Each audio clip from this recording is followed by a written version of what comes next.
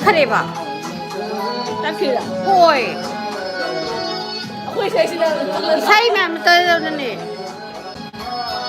ꯇꯠꯈꯔꯦꯝꯅꯦ ꯑꯣ ꯍꯥꯏ ꯑꯒꯦꯟ ꯖꯨꯂꯤꯌꯥ ꯌꯥꯏꯊꯣꯏ ꯔꯇꯟ ꯍꯥꯏ ꯑꯒꯦꯟ ꯑꯩꯒꯤꯗꯣ ꯀꯩꯗꯧꯔꯤꯅꯣ ꯈꯪꯗꯦ ꯇꯠꯈꯔꯦꯃꯤ ꯋꯥꯔꯤ ꯉꯥꯏꯕ ꯋꯥꯔꯦ ꯁꯤ ꯉꯥꯔꯤ ꯉꯔꯥꯡꯗ ꯂꯤꯔꯝꯃꯤꯗꯨꯗꯤ ꯑꯩꯕꯨ ꯅꯍꯥꯟꯗ ꯂꯤꯒꯤꯗ ꯉꯥꯏꯔꯤꯗ ꯋꯥꯔꯤꯗꯣ ꯍꯦꯄꯤ ꯅ꯭ꯌꯨ ꯏꯌꯔ ꯃꯌꯥꯝꯗꯤ ꯅ꯭ꯌꯨ ꯏꯌꯔꯗꯣ ꯃꯅꯤꯄꯨꯔꯗ ꯀꯩꯅꯣ ꯕꯦꯔꯥ ꯃꯅꯤꯄꯨꯔꯗ ꯇꯧꯕ ꯌꯥꯔꯣꯏ ꯍꯥꯏꯌꯦ ꯍꯦꯄꯤ ꯅ꯭ꯌꯨ ꯏꯌꯔ ꯃꯌꯥꯝꯅ ꯊꯧꯅꯥ ꯎꯠꯂꯣ ꯍꯥꯏꯕꯗꯣ ꯑꯩ ꯊꯧꯅꯥꯁꯦ ꯑꯝꯇ ꯎꯠꯀꯦ ꯑꯁ ꯌꯦꯡꯉꯣ ꯏꯆꯦꯅꯤ ꯅꯥꯁꯦ ꯍꯧꯖꯤꯛ ꯑꯩꯅ ꯃꯨꯟꯗꯣꯔꯕꯅꯦ ꯃꯥꯏꯀ꯭ꯔꯣꯐꯣꯟ ꯄꯥꯏꯒꯗꯤ ꯊꯥꯗꯣꯛꯇꯕꯤꯅꯦ ꯋꯥꯔꯤ ꯊꯥꯒꯠꯂꯛꯑꯣꯅꯦ ꯑꯩ ꯋꯥꯔꯤ ꯂꯤꯔꯨꯒꯦ ꯑꯩ ꯍꯧꯖꯤꯛ ꯋꯥꯔꯤ ꯂꯤꯔꯨꯔꯒꯦ ꯏꯟꯖꯥꯡꯁꯦ ꯆꯤꯀꯟ ꯄꯣꯔꯛ ꯉꯥ ꯊꯣꯡꯕ ꯃꯦꯡꯀꯣ ꯃꯌꯥꯝꯁꯦ ꯌꯦꯡꯉꯣ ꯁꯤꯡꯒꯔ ꯃꯌꯥꯝꯁꯦ ꯌꯦꯡꯉꯣ ꯑꯐꯥꯎ ꯃꯌꯥꯝꯁꯦ ꯌꯦꯡꯉꯣ ꯑꯣ ꯃꯊꯪꯗ ꯍꯤꯡꯒꯣꯜꯗꯣ ꯈꯔ ꯀꯨꯏꯅ ꯎꯜꯂꯛꯑꯒꯦ ꯌꯥꯏꯊꯣꯏ ꯕꯥꯏ ꯕꯥꯏ ꯑꯩꯈꯣꯏ ꯍꯧꯖꯤꯛ ꯕꯥꯏ ꯕꯥꯏꯅꯦ ꯑꯗꯣ ꯁꯤꯡꯒꯔ ꯃꯌꯥꯝꯁꯤꯅ ꯃꯥꯏꯀ꯭ꯔꯣꯐꯣꯟ ꯑꯝꯇ ꯐꯥꯎ ꯌꯥꯗ꯭ꯔꯦ ꯀ ꯍꯥꯏ ꯂꯣꯏꯔꯦ ꯑꯩꯅ ꯌꯥꯝ ꯍꯩꯕꯩ ꯇꯥꯏꯞꯇ ꯑꯩ ꯍꯧꯖꯤꯛ ꯏꯆꯥꯅꯨꯄꯥ ꯑꯉꯥꯡ ꯃꯌꯥꯝ ꯑꯃ ꯑꯩꯈꯣꯏꯗ ꯁꯦꯟꯗ꯭ꯔꯥꯡ ꯃꯌꯥꯝ ꯀꯩꯅꯣꯗ ꯊꯥꯏꯅ ꯋꯥꯌꯔꯗ ꯆꯔꯣꯡ ꯂꯦꯡꯕꯗꯣ ꯑꯗꯨꯃꯥꯏꯅ ꯂꯦꯡꯉꯦ ꯑꯩꯈꯣꯏ ꯌꯨꯝ ꯇꯧꯔꯤꯁꯦ ꯌꯦꯡꯉꯣ ꯑꯉꯥꯡ ꯑꯩꯒꯤ ꯀꯥꯗ ꯑꯇꯩ ꯑꯉꯥꯡ ꯃꯌꯥꯝꯁꯦ ꯌꯦꯡꯉꯣ ꯑꯁ ꯍꯩꯃꯥ ꯅꯣꯏ ꯃꯤꯒ ꯂꯣꯏ ꯑꯊꯧꯕꯒ ꯇꯣꯡꯒꯁꯦ ꯌꯦꯡꯉꯣ ꯇꯣꯟꯇꯣꯟꯁꯦ ꯍꯦꯄꯤ ꯅ꯭ꯌꯨ ꯏꯌꯔ ꯑꯝꯇ ꯍꯥꯏꯔꯣ ꯇꯣꯝꯕ ꯌꯥ ꯒ꯭ꯔꯦꯁꯤꯟ ꯍꯦꯄꯤ ꯅ꯭ꯌꯨ ꯏꯌꯔ ꯍꯥꯏꯔꯣ ꯃꯦꯄꯤꯕꯨ ꯀꯩꯅꯣ ꯍꯦꯄꯤ ꯅ꯭ꯌꯨ ꯏꯌꯔ ꯍꯥꯏꯌꯣ ꯇꯣꯟꯇꯣꯟ ꯐꯣꯟꯗꯣ ꯃꯨꯜꯂꯒꯦ ꯉꯁꯤ ꯑꯩꯅ ꯃꯌꯥꯝꯗ happy new year love you guys ꯍꯥꯏꯌꯣ ꯑꯊꯧꯕ ꯅꯪꯁꯨ ꯍꯥꯏꯌꯣ happy new year love you guys ꯍꯥꯏꯔꯣ ꯑꯊꯧꯕ ꯑꯁ ꯌꯦꯡꯕꯒ ꯁꯪꯄꯣꯠꯇꯦ ꯍꯧꯖꯤꯛ ꯃꯣꯏ ꯖꯨꯂꯤꯌꯥꯁꯨ ꯑꯅꯧꯕ ꯆꯍꯤꯁꯤꯅ ꯂꯥꯛꯄꯗ ꯅꯨꯡꯉꯥꯏꯕ ꯌꯥꯏꯐꯕ ꯑꯣꯏꯕ ꯑꯃꯁꯨꯡ ꯑꯅꯥ ꯑꯌꯦꯛ ꯌꯥꯎꯗꯕ ꯑꯅꯥ ꯑꯌꯦꯛ ꯌꯥꯎꯕꯁꯦ ꯌꯥꯝ ꯅꯨꯡꯉꯥꯏꯇꯕꯅꯦ ꯑꯩꯈꯣꯏ ꯌꯨꯝꯗ ꯇꯧꯋꯦ ꯉꯁꯤꯗꯤ ꯍꯟꯗꯛꯁꯦ ꯅ꯭ꯌꯨ ꯏꯌꯔꯁꯦ ꯑꯗꯣ ꯃꯌꯥꯝꯁꯦ ꯍꯧꯖꯤꯛꯁꯦ ꯀꯂꯥꯀꯥꯔ ꯑꯐꯥꯎꯕ ꯃꯌꯥꯝꯁꯤꯅ ꯃꯥꯏꯀ꯭ꯔꯣꯐꯣꯟꯁꯦ ꯄꯥꯏꯈ꯭ꯔꯒ ꯊꯥꯗꯣꯔꯛꯑꯣ ꯌꯥꯗ꯭ꯔꯦꯕ ꯑꯝꯇ ꯆꯥꯛ ꯆꯥꯅꯤꯁꯨ ꯈꯪꯗꯦ ꯃꯣꯏ ꯍꯧꯖꯤꯛ ꯑꯗꯣ ꯃꯈꯅꯥꯎꯁꯨ ꯍꯌꯦꯡ ꯁꯤꯔꯒ ꯗꯣꯛꯇꯔꯗ ꯄꯨꯅꯕ꯭ꯔꯥ ꯈꯪꯄꯣꯠꯇꯦ ꯊꯦꯡꯛ ꯌꯨ ꯌꯦꯡꯉꯣ ꯏꯁꯩꯒꯁꯦ ꯃꯅꯤꯄꯨꯔꯤ ꯏꯁꯩꯅꯦꯕ ꯁꯛꯏꯁꯦ ꯇꯪꯈꯥꯏ ꯑꯃꯅ ꯈꯪꯕ ꯅꯠꯇꯦ ꯇꯪꯈꯥꯏ ꯑꯃꯅ ꯒ꯭ꯌꯥꯟ ꯇꯥꯕ ꯅꯠꯇꯦ ꯑꯗꯨ ꯁꯛꯏꯁꯦ ꯑꯩꯈꯣꯏ ꯅ꯭ꯌꯨ ꯏꯌꯔ ꯑꯣꯏꯗꯧꯕ ꯃꯤꯅꯤꯠ 15ꯃꯨꯛꯇ ꯉꯥꯏꯔꯦ ꯅ꯭ꯌꯨ ꯏꯌꯔ ꯑꯣꯏꯔꯅꯤ ꯍꯧꯖꯤꯛꯁꯦ ꯄꯨꯡ 11:30 ꯈꯔ ꯍꯦꯜꯂꯦ ꯑꯩꯁꯨ ꯁꯧꯔꯒꯦ ꯅꯀꯔꯌꯝꯅ ꯍꯤꯡꯒꯅꯤ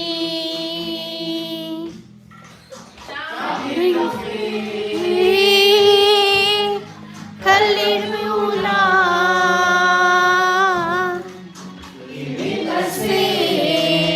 ꯌꯦꯡꯉꯣ ꯁꯤꯡꯒꯔ ꯃꯌꯥꯝꯁꯦ ꯑꯩ ꯏꯁꯩ ꯁꯛ ꯐꯪꯗ꯭ꯔꯦ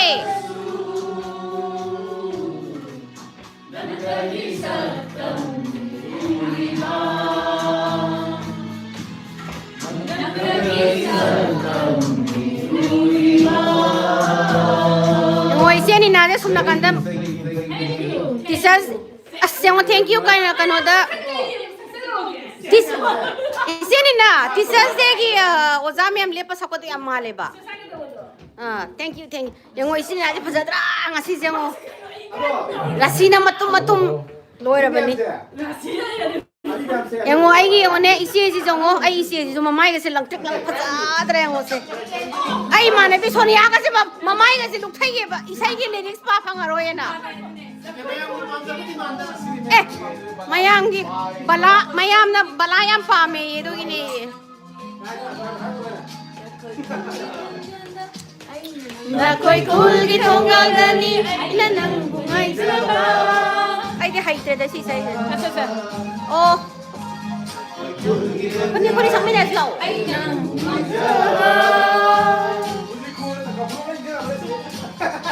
ꯂꯟꯊꯣꯏ ꯈꯨꯜꯒꯤ ꯊꯧꯒꯜꯂꯅꯤ ꯑꯩꯅ ꯅꯨꯡꯉꯥꯏꯖꯕ ꯂꯟꯊꯣꯏ ꯈꯨꯜꯒꯤ ꯈꯣꯟꯖꯦꯜꯗꯅꯤ ꯑꯩꯅ ꯅꯨꯡꯉꯥꯏꯖꯕ ꯂꯩꯁꯥꯡꯊꯣꯡ ꯈꯨꯜꯒꯤ ꯏꯆꯦꯔꯣ ꯑꯩꯕꯨ ꯅꯪꯅ ꯒ꯭ꯌꯥꯟ ꯇꯥꯗꯦꯗ ꯑꯩ ꯇꯣꯟ ꯅꯣꯏ ꯁꯥꯎ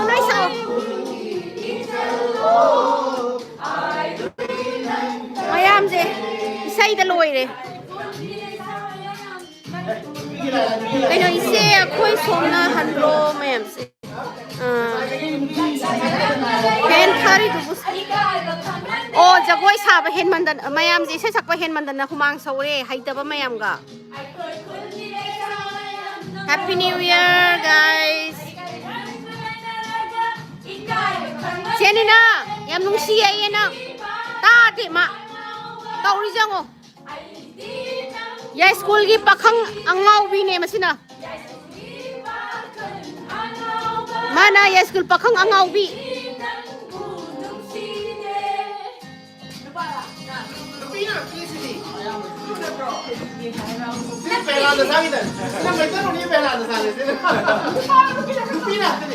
Sini now si ya school pakhang angaubi mana angaubi oli Thank you Rina laisam nungsiye Puspa, Happy New Year. Naubi, thank you so much. Gautam Toksum, Chiri Nari Nungsi, hey, thank you. Naku nga pangi. Uy, ma'am, sa ilaw ko da. Mayam kay tawragi. Bye-bye New Year kaya. Mi loy na utla do di koko wala kese isay sa ko da boy sangde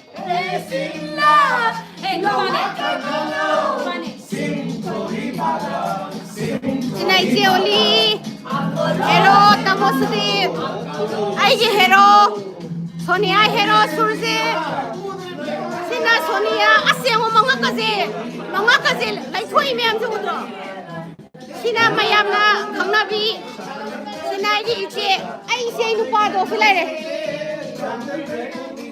tamo se sing lai lo chingli la mai lo hai na mai pungai helin de keno ka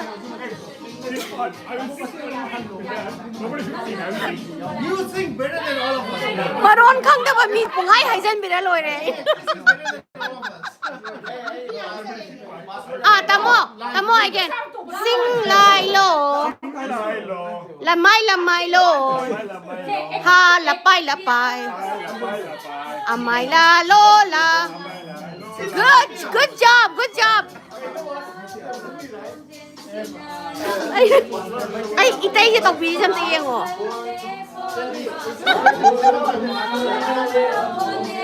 ita ay ise nu pa ne tawbi su to sana bi su tro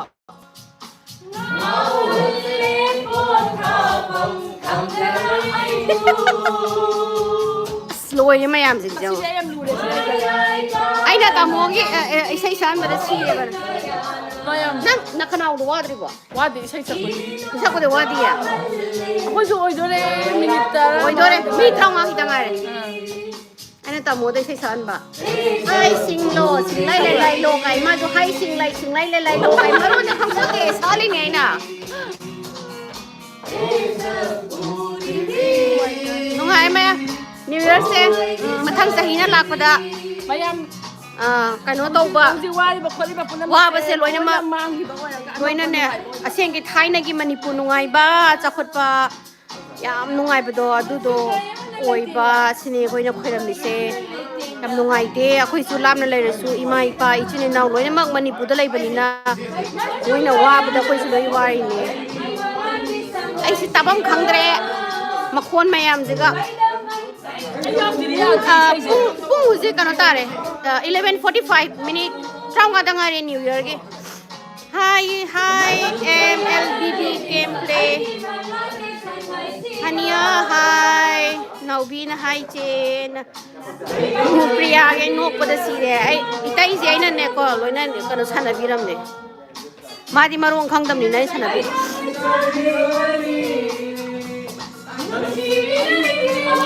loi re sum na kana singer jing je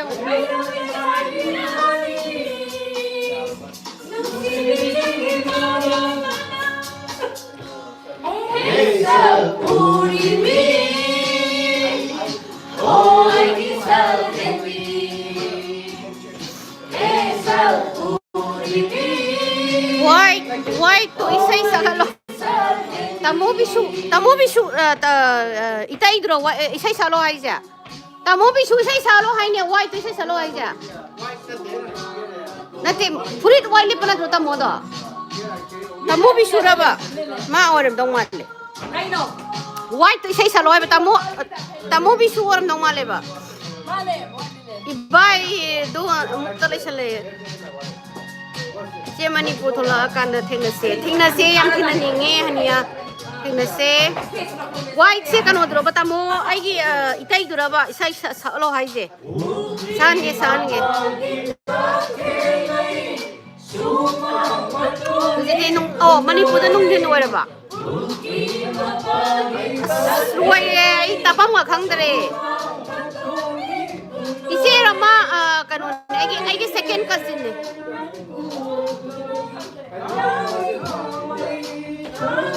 dress doing ite ise how to sin mi dang oi junung dang oi ri ai family and friends mayam ga pulle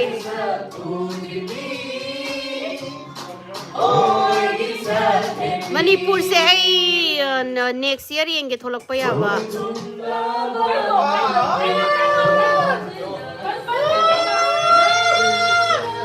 ai hero jam ta ulo ai hero am ta ulo ye ta ut ke se kanan hen ge ai ne hen brahman hen ra Live bro nang ja. live ni ai hero do ulo ye ai hero je isai sakne khan bada moi uji kano ga makhana wa rai ka Microphone nang to bidene law ri sai de ge. ai hero je ai ne hen brahman hen ba kana le thauna man bra ai man bra maunga Chi ne hele. Ai che ne hele ai che ya roi da mi jang khai na re si swa roi. Ma thang dai su live to ge. sao re ya ibai ju no kano hai je doi na mak phasai hai si Yeah, thank you. Happy New Year everyone. Ma pung ta do re. It's only 20 minutes. Hey, 12 minutes. noi di singi isai sak da loi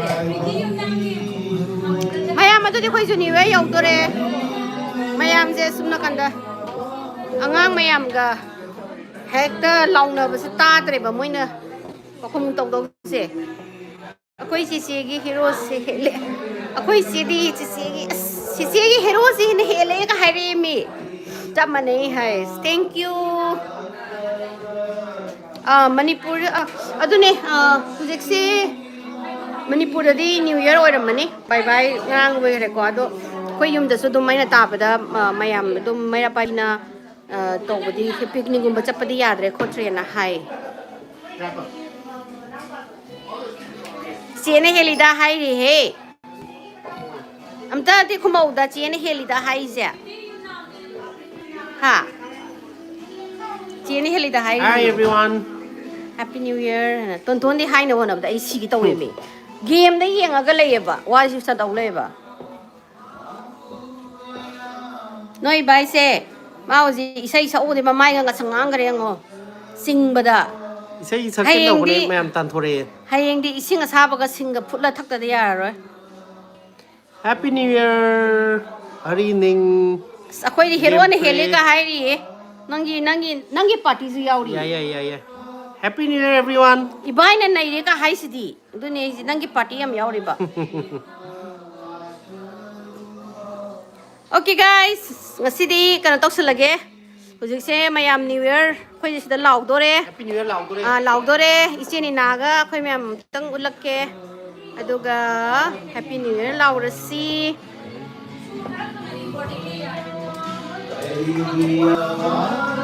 se mayam ta Happy New Year law se Sonia Cái nông chỉ lào rồi mà không chỉ lào rồi. mayam da hai bi khra se Oh, Happy New Year mày. thamage Sila Happy Sonia New to. Year! Ay, iche nung sibi masong dalay eh.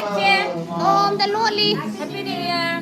Iche nung sibi mas dalay Sino eh. ba sila rin? Sina ay ita nung sibi ni. Happy New Year! Happy New Year mayam. Ado si isay je. Ay yung tang chingong gi yam da sakau gi. ยังชอบกับคนเจ้าร้อย Ay nga si phangong tri noi mem na microphone noi mun lai raga. ชื่อเสียงไมโครโฟน Hello. Tari bo kai lo. ชื่อใช้เจตาดีเป็นนักสู้กัน Ay di haiti si di. Thai ni isay di haiti. อันนั้นวันนี้ Aduni haide anau di haiti ba. Akoi gi matam gi isay di hai. นาซีนาซีเสียงดีดีอะไรใช่ไหมครับ Cici Sonia, Cici Nina, Cici kita Happy New Year. Thank you. Like thamgin wai jini, like thamgin. มายามอันนั้นภาษาฮีน่ะหลักภาษาอาคุยกี่มายามเซ่นุ่งไงบ้าอาวาบ้ามาด้วยแล้วมาโก้คราบนุ่งไงบ้านุ่งไงบ้าได้โอ้ยบ้าอันเด็กกี่อาคุยกี่กุจิเกาหลีบ้าอาคุยกี่มาท้าซาบลานกี่กับมายามเซ่ลอยนะโลชั่นกระกะนุ่งไงบ้าอันนั้นยาวตัวบ้าอันดูมายามเป็นนี่นะสิแฮปปี้นิวเยียร์ Nam chume chini na hai se. Ai so sumang nei na khanjari se. Noi na law ba do ying ni. Law ba do na nam la ra di ai mayam na. Kano jina ba kai microphone jina thoma ni e. Jina nam la ra di. Na ma pong sibi. Ni na ma pong sibi hai. แอมนุกชีเย่ thank you แอมนุกชีไอ้นั่นสนุกชีเย่ Akoi se smaina sum ko punsi se stalem iko gam thoyem ikai je da. ง่ายไอ้คนนั้นงานอะไรไอ้คนอาคุยเซ่แต่เซ่ให้เราก็ดีสิดาคนมามาแต่ไปนับพูดแล้วกันนุ่งไงบ้างวันนี้นุ่งไงเป็นสิ่งปันพูดแล้วดีนุ่งจีให้ไปดีจีน่าคนเดียวเด็กกี่มันมาตามคน Phone na nang hai ba hai re phone nga ra thamo le. Phone to nga ra thamo ina na hai อาคุยงานทำหมอตัวนั้นสิดาคุยกี่มันมาสมัยนั้นหลับสิดาพูดแล้วก็นุ่งไงมีนะบ้าตามินทำไม่ได้บ้าสิเนี่ยคนละสิดาเลี้ยงนี่แต่เซ่ก็มันพูดแล้วที่เห็นเลยก็นุ่งไงไปเซ่มันสิแค่ไหนมันพูดไอ้มันพูดได้ยังไงสิ Andi Manipur da ngauza ba ne. ใช่ไอ้มันพูดอะไรสิ Ado akoi ai je thammage nga ra thammado ai je 비 그러게 nga tham battery yaudri. 나 당시 또 비엔 Isanu pa na loina kan tau le me yeng thok le me. Se hoi gi se loina phajai yam nung si thank you. Noina miram du da punna le mina ba se lai ba do. Yam nungai miram da swana ne ko lam na dum le mina ba su ko. Adu nungai.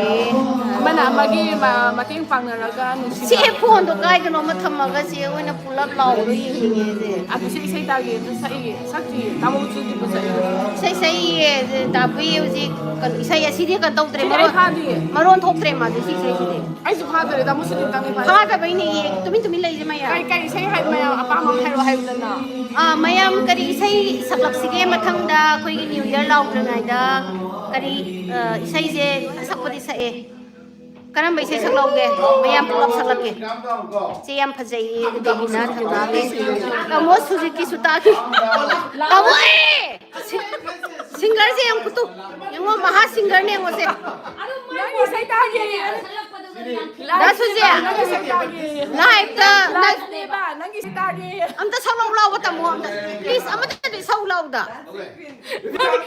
baby ka I see the baby calm down eh. You say it's mo. ai no pa sei sai adu luare na Baby calm down eh de. Kari no sibo. Kari sai no sibo. ai sei Tamo gi su tha. Tamo su je sa bi lo ri ham ni nang bom ta nang pa. ai ba kai sei sa ta ha yo mi so. ai no pa sei sa lo in sana na mana dina Sam tam sam lai ge. Baba black si thalak ra. sana lay ba sana lay bag manipur Sana. Eh sana lai bak tharo em sak sak. Ko loi na. Da pim ta sana lai bak tharo.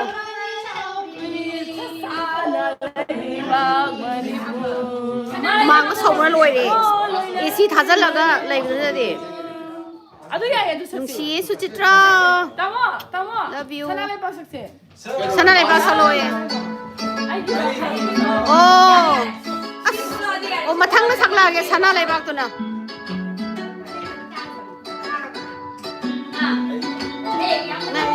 Na Nang tamo sili isay salo kamay tong dino. Tamo sili na isay sa adi nong huji hang gise. Ay chung harak to ba. Party loy kai do. Eh hujing nong su na de pharak tani. To ji to ni sala roi je.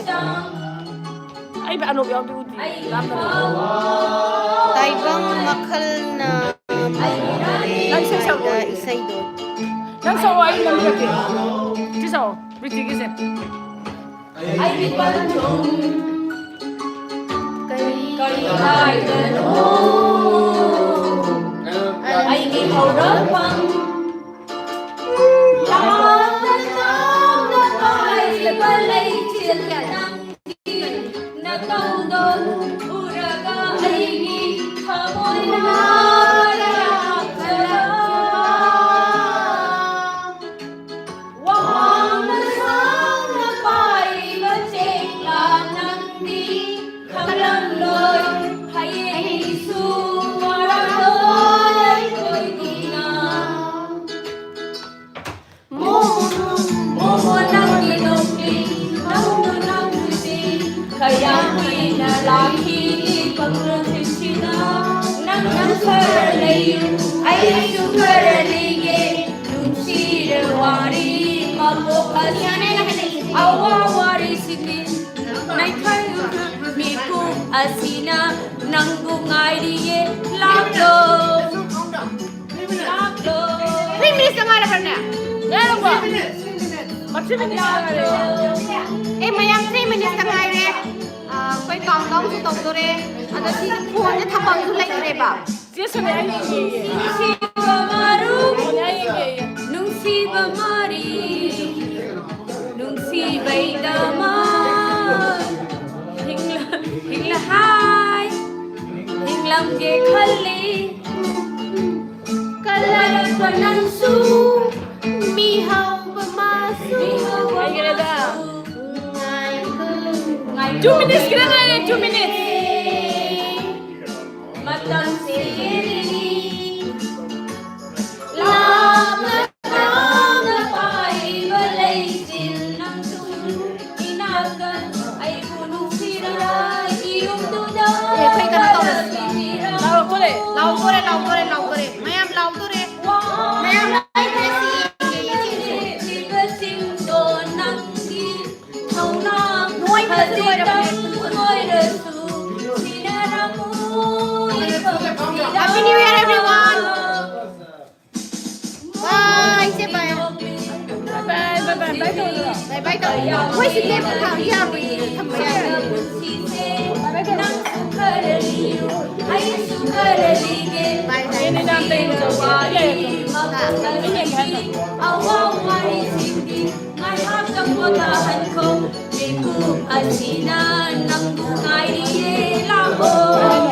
Ay pinche ya dia no.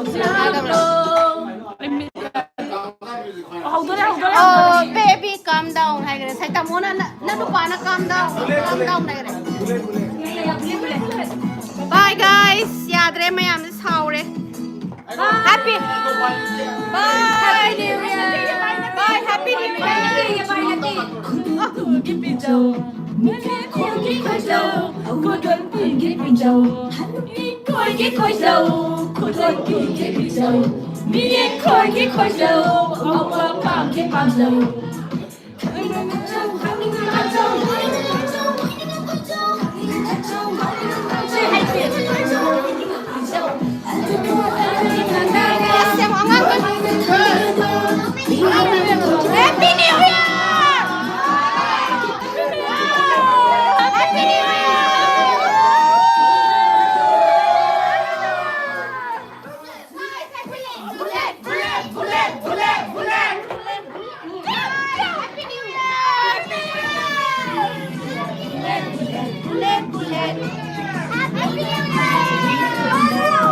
Happy New Year! Happy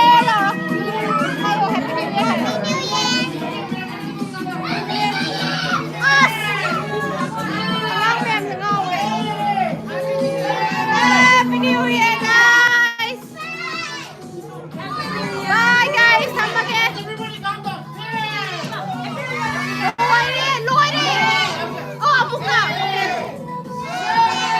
Bye guys!